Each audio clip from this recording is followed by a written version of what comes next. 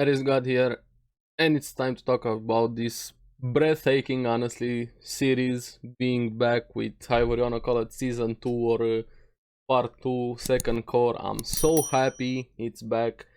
We had the delay supposed to be in the last anime season.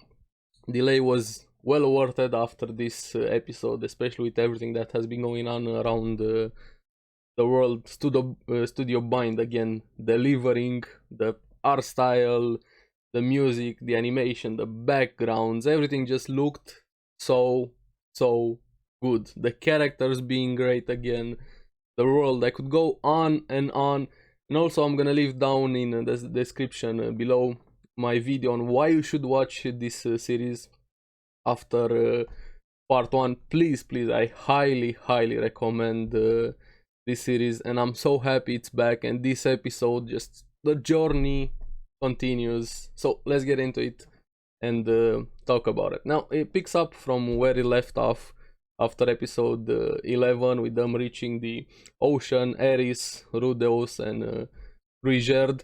Everything just looking so good, and I'm probably gonna say it a lot of times throughout this video. Even we have some Ares being herself again, just instantly wanting to swim, getting naked. But unfortunately for Rudeus, he doesn't get his treat, so to say, because Rigerd stops them, saying that it's full of monsters. Now, the thing that hurt the most in this episode, we had Roxy also heading towards the same location, but there are so many close calls together in town with the boat, everything just so close yet so far. Hopefully they're gonna reunite at some point. I cannot wait to see their reactions after everybody got split up, with them finally meeting after so much time, everything they've been through, especially Rudy. That's gonna be an episode I'm very excited about, them meeting again. Now we have the problems of the journey coming, especially money. Money is always a problem, because they need 2000 green ore, if I remember the currency correctly, for Rigerd to also cross the ocean with them. But we have a big brain Harris idea there. Hey, it could work, why not? Her asking Rigerd, can you run across the ocean? Yeah. Maybe it could work. Unfortunately, Rigerd can't do it. But hey, she tried. Ares tried. Now, this is the moment that Rudy gets the idea into his head, looking at the stuff. Sell the stuff. Maybe that's the feel I got from it. And toward the end of the episode, it's confirmed he had that idea. But I like them talking together. I think they're gonna work together to figure out a solution to this problem. They give themselves 1 week to find the money and see how they're gonna solve this problem. But things happen. Yet again, we have the god coming in and Rudy back into his old ugly bastard body, so to say. They start bickering a bit. The god still playing his mind games over there, and gives him another suggestion or direction as to what to do. Buy food from a vendor and go into the back alleys. I think like this was probably well worth it, at least so far, because he actually does it. But before we get to that, we had a moment there, Ares training with Rigerd, Rudy off on his own, doing what the god told him. And Roxy actually saw them, Ares and Rigerd training, but she hid herself again. More close encounters of the Ares and Rigerd degree, so to say. And Ares finally achieves a goal she had for herself, lands a hit on Rigerd, and she was very happy, ecstatic. I'm also happy finally to see her again, Rigerd, Rudeus, all of them over here. I'm so glad this series is back. I wish I could binge it again. That's what I did last time with the episode. That's why I didn't cover it episode to episode. But yeah, things are definitely gonna get more complicated from here. Another Roxy close encounter over there. She passes right behind Rudeus in the alleys over there, and Rudeus hears some interesting sounds. Let's call them mating sounds, so to say, in the alley. Probably was the red district over there, and his instant idea was, yeah, I'm gonna rob one out later just to calm himself down.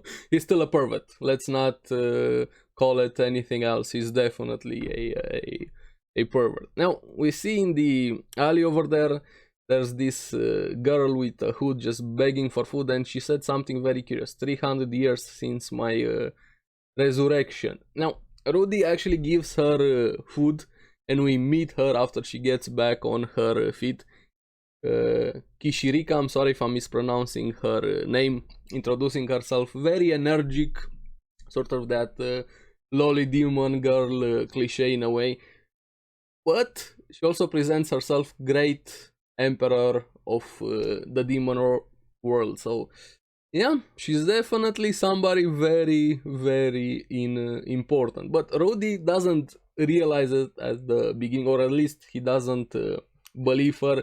Actually starts playing along over there, an Oscar performance, even kneeling in front of her, and she was happy about that. She was expecting that reaction from somebody, and I like how she looks at him, and her eyes just start doing slot machines over there, just rolling, selecting what eye she needed for that specific situation. She selects one, looks at him, and how disgusting.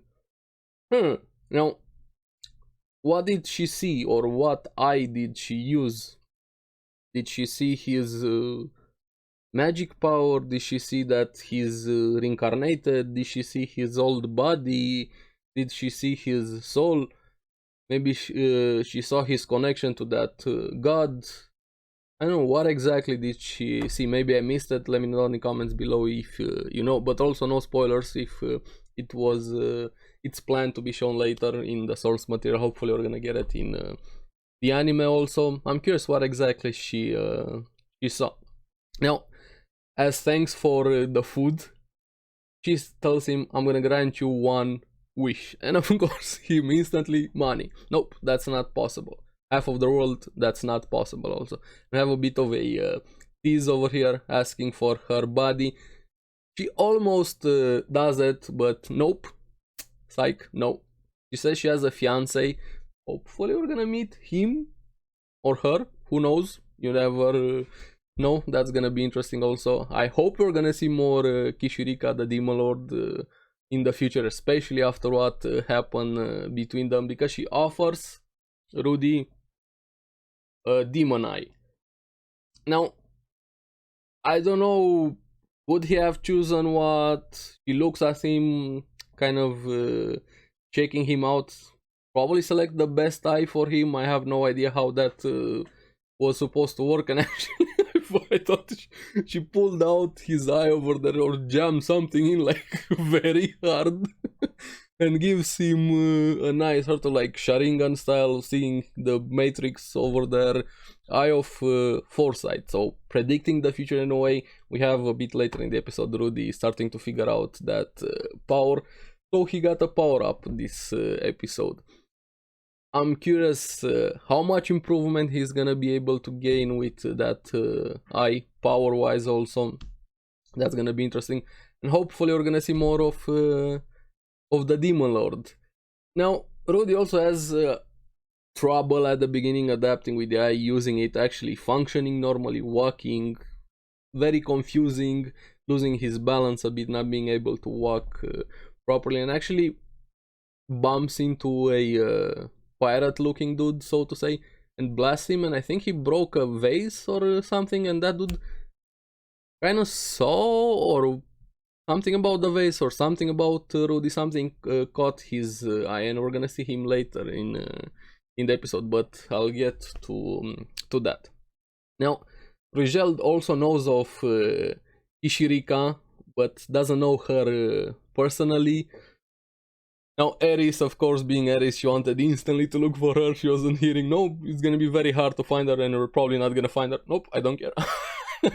I wanna I wanna find her. He starts trying to get used to the eye, training, starting to learn to control his mana. It's very tied to that, how much mana he inputs into the eye, seeing how far he can see into the future. He actually wins against Ares pretty easily using his eye and anticipating her moves. Ares got very frustrated. She even tried the sucker punch that didn't work out for her. So it actually got to her that Rudy improved it this much just from one encounter, and especially using that eye after she worked very hard to land that blow on Ruigerd. But Rudy had this one coming because he kind of let that eye power get to his head and actually tried going against Ruigerd, and let's say he got a makeover. Definitely got a makeover from Ruigerd. He still has a long way to go before he reaches that level, and Ares actually felt frustrated and was being honest with him, saying, I want to catch up to you. And this was the moment it hit him. He has to tone down a bit that eye power after she also worked very hard. Then he got carried away feeling guilty after everything, which is understandable on both sides. Ares worked very hard. He just landed on that power after the advice he got from the god. That's gonna be interesting. That god also, why did he set up this encounter between him and the Demon Lord? So many questions after this.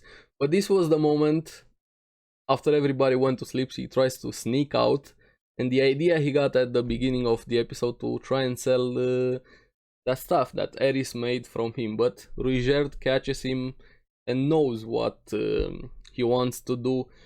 But this is one of the reasons, not just the animation, the art style, everything I've said at the beginning, I like the show so much, is the characters and especially the interactions between them. This conversation between Ruigerd and Rudeus talking about some things are more important than money, and how far Rudy was willing to go selling something very important to him to get this problem solved. And Ruigerd kind of talks him out of it, and even they come to a compromise. Now they had two options: either sell the staff or stow away. And the reason why he couldn't stow away was because Ruigerd thought that was evil, and we know that Ruigerd has very strict morals, so to say, the least. But he was willing to compromise because he had a very good point. Some things are more important, and also breaking up the party dynamic, so to say, would affect Ares by selling a gift to him by Ares. Would probably be good as to respect Ruigerd's morals, but he would lose with Ares quite a lot. So Rudy doesn't always have the best answers to solution, even though he has the best intentions most of the times. Let's remember, he's still Rudeus. But yeah, they reach an agreement. Ruigerd is gonna turn a blind eye to all evil until they cross the ocean. Now, that has some implications.